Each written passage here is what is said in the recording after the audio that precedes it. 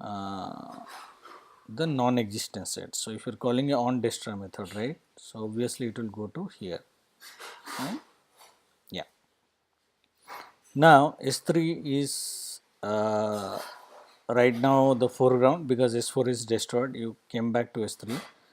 S2 and S1 is still in background. Okay. So, if you now press another back button, so S3 will call the on destroy function and go back to the does not exist state. Okay. Now, if you are at S2 right now, S2 is foreground and S1 is background. Now, let us see from S2 you have a button where it is going again back to S3, right.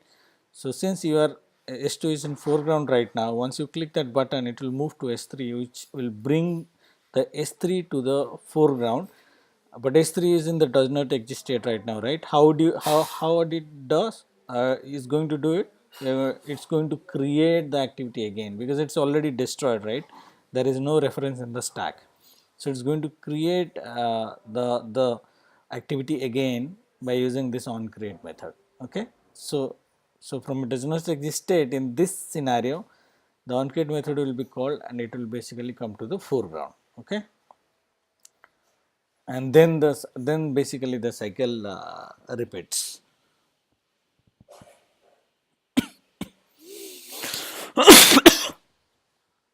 Now let's see if our emulator has come. Yep. So it is up. So I need to swipe it out. I've just swiped it.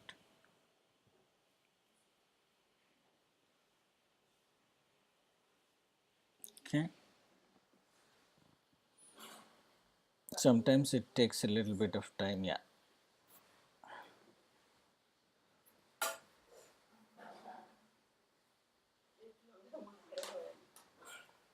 Okay. If I come here, so this is my one app. If you see, this is demo, and if you remember the previous video, right, oh, we are not looking at demo, so this is for another one. I need to kill this. So how I can do this? I can click this home button and it will be back to the original state. So if I come here,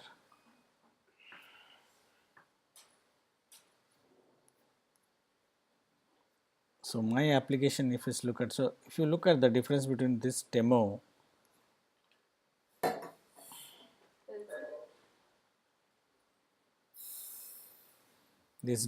and there is application called Varosa here, right? If you are seeing it here, this has a logo, right?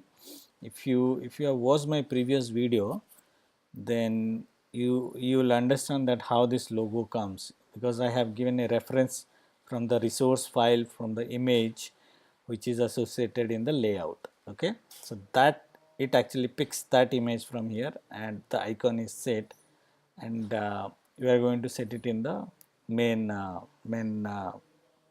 file. So if you do not give any image from the resource file, the by default logo is Android logo. Okay. Now we'll go to this in our next video in the demo one. Currently we are looking at this. So if I open this my app Varosa, so this is going to actually launch. This is my splash screen, right? So what I have shown you. So this is just an image. It wait for 5 seconds and then go back to the main Varosa activity, which is my main activity or the main screen. So this is my main screen. Okay. Now in this main screen, you have all these buttons. Okay. Now let me see. Yeah. So if you click here, this is called a navigation drawer. Okay.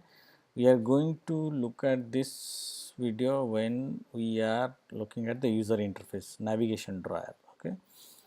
We are not doing that right now. So, but this is the navigation drawer where I have all the menus.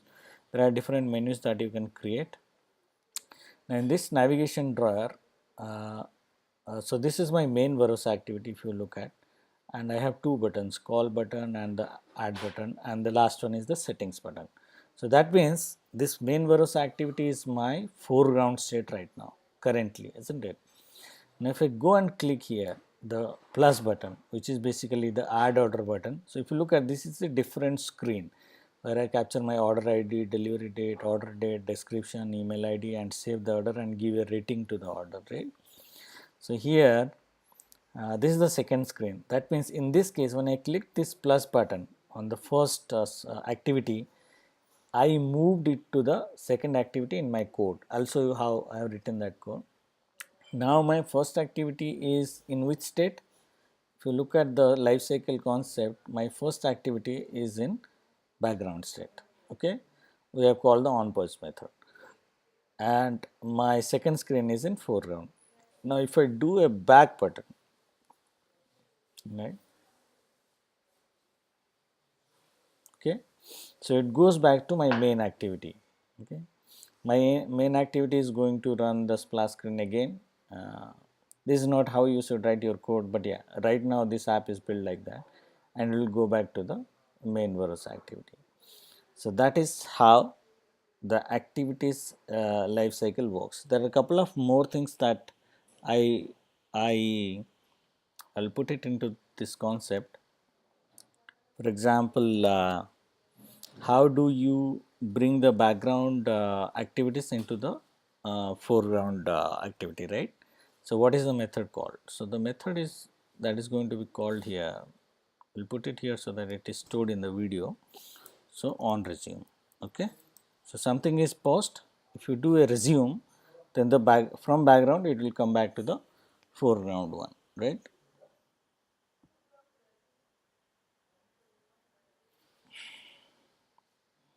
Let's just put another state here called pause state.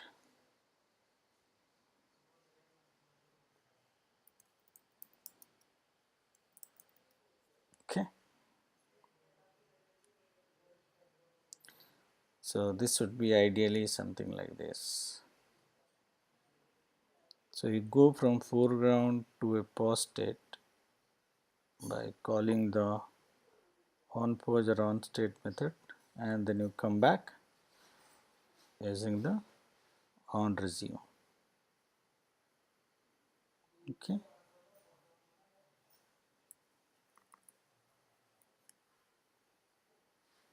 yeah, this is how it should be. Okay,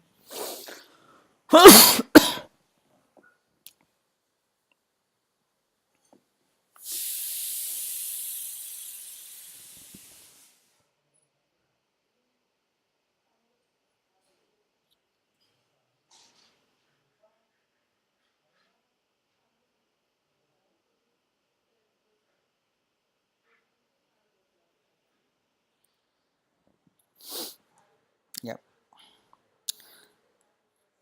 couple of more things that we can put in here is ideally from a background state. We have discussed it, but to complete the diagram, so from a background state you come to here by calling on resume, similar to this one, right? From a pause state to here, that you can do it, because whenever you're going from foreground to background, it might be in a pause state or it might be in a stopped state. Okay, so that means you need a on restart to, okay, and on start. So these are the function that might bring your foreground activity, sorry, background activity to your foreground activity. Okay, now next time I'll plug in my mobile device. I need to find a software to replicate my mobile device screen to the desktop one, because emulator is going to be slow. So let's close this one. Now once you understand the concept of this, right, let's quickly go and look at the code. How do you do it? Okay, so if you look at this code, what is my main activity does? This main activity is pretty simple. So if you look at this, actually extends an already ready-made class called app contact activity. Okay, if I go here and look at the declarations, if you see here, you have all these things like on post create, on create, everything already created for you, right? On stop, on post resume, on destroy, what you're going to do, right?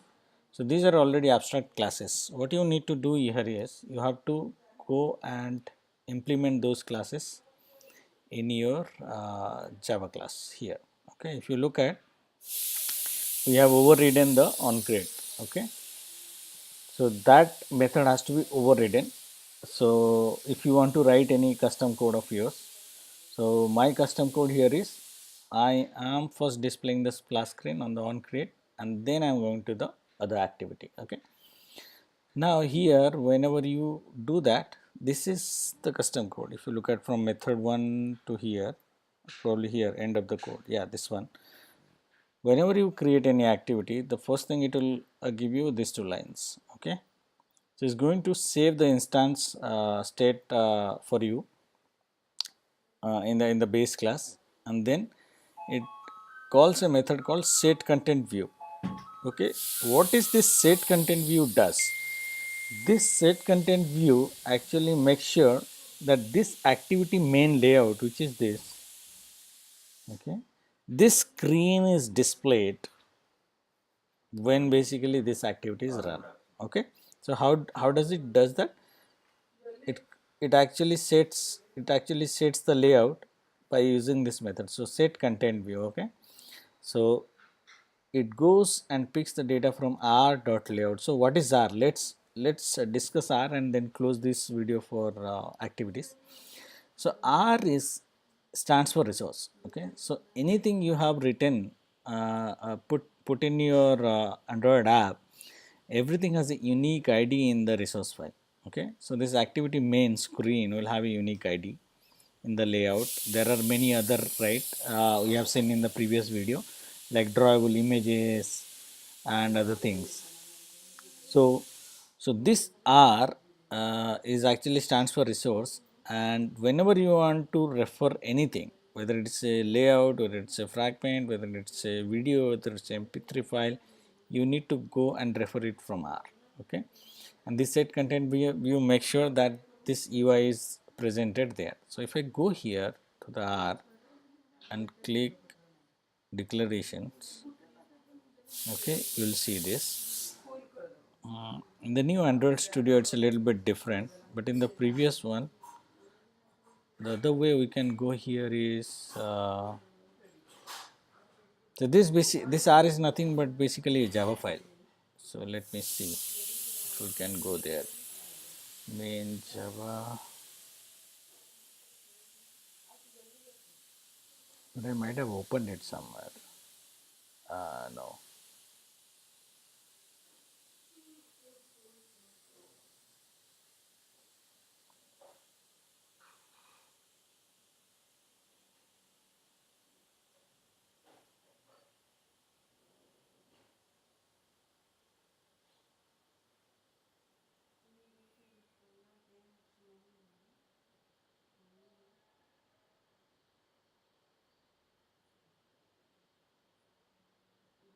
Not here.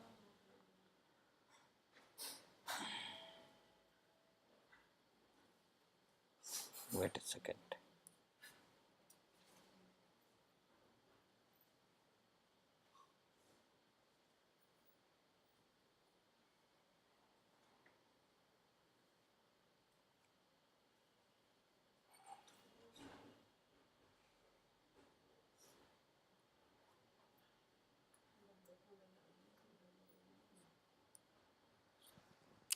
Let me go and quickly find it out here. So it's inside my desktop.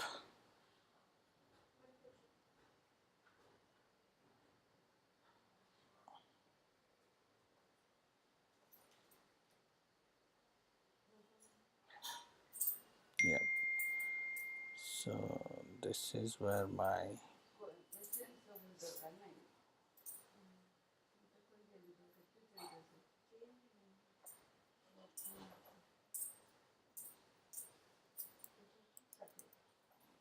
if you look at, so there is a file called r.java, right? So let's open that up. Yeah, so it's actually sits here. So app, if you look at the file path, app build generated source r debug, right? So you can go back there. App build generated source R file debug. Android debug. Yeah, so this is actually the R file. So in previous project structure, you used to get actually a gen folder inside this project structure. That is not available anymore. So yeah, nothing to worry. So this is basically the path: app build, generated, source, R, debug, then your package come Barossa debug, right? This is the package. Then the R file. Okay. If you look at in this R file, every item is given an unique ID here. Okay, this is the unique ID, and that is where it actually goes ahead and refers the values. So if you come here, so everything, so if we go to our main class, so if you search for layout and activity main here, see, so this is my main activity. So it got a UI. My activity main Barossa is got a UI. So everything is got UI. Every image, everything will get an UI. So if you come here, this is under layout, right? So because this is my layout page. So there are many other things that you will see in your R, and this is your Bible for referring to anything. But you really don't need to go and open it up and edit it. Okay. Anytime you will add any UI, is going to create it for automatically for you. That's why it is hidden right now. Okay, I'm just showing you so that you understand the internal concepts, but you're never going to edit it. It is available there. If you come here and type something like this, right? So we have IntelliSense in Android Studio, which is going to help you to put the values. For example, I type in R and I say dot. Okay, so here you get the thing. So layout, I say layout dot. So instead of main activity, if I just go ahead and put this activity right now, right? So what it will do is basically it will open up this activity rather than the main activity, as simple as that. Okay, so that is going to be your assignment, where you are going to do it. So what I wanted to do, let's talk about the assignment and close the video. So what I wanted to do is go ahead and create a project. So the way you will do it is go to file, new, and use a new project. Okay, open up the new project, and in that project you have main activity. Okay, now in the main activity you go ahead and open up the layout, something like this, and you will have UI. You have lot of things here like radio button, check boxes, button, progress bar, image views, everything. So put 4 to 5 widgets here and logos, and basically display the UI. Okay, nothing more than that. Display the UI. That's the first assignment. So that will happen by default. You don't need to do even anything else. The second assignment is this, what I have done in this project. So before you open up your first UI, which is like this activity, you go ahead and open up a splash screen. Okay, you can add a GIF image. So from the main activity, you go ahead and display the splash screen first, and then you go to your next activity. Okay, that is without clicking anything. It should just you can just call a thread to wait for 5 seconds like this, wait for 5 seconds, and then start the second activity. This is my second activity. So start the second activity, and it should go to the second activity after 5 seconds without clicking any code, because we don't want clicking anything on UI, because we don't understand right now service and intents and all those things, because you need to understand that before you write anything for clicks in UI. Okay, so do these two assignments after watching this video, and then we will go and look at the next item in our thing, which is basically services, and then we'll go to services and content providers, then we'll go to intents. So services and content providers will be the second video, intent will be our third video. Okay. Now how do you create an activity? So just to help you out, if you are struggling with this, so if you can create click here called new, and you say activity, and you select basically any activity. So there are many activities that you can use. For example, the The first one I showed you, I have used a navigation drawer activity, right, where you have seen all those menus. You don't need to do that right now, we'll do it later. You can either use a blank activity or you can use a empty activity for the timing for these two assignments. Okay, right. Thank you.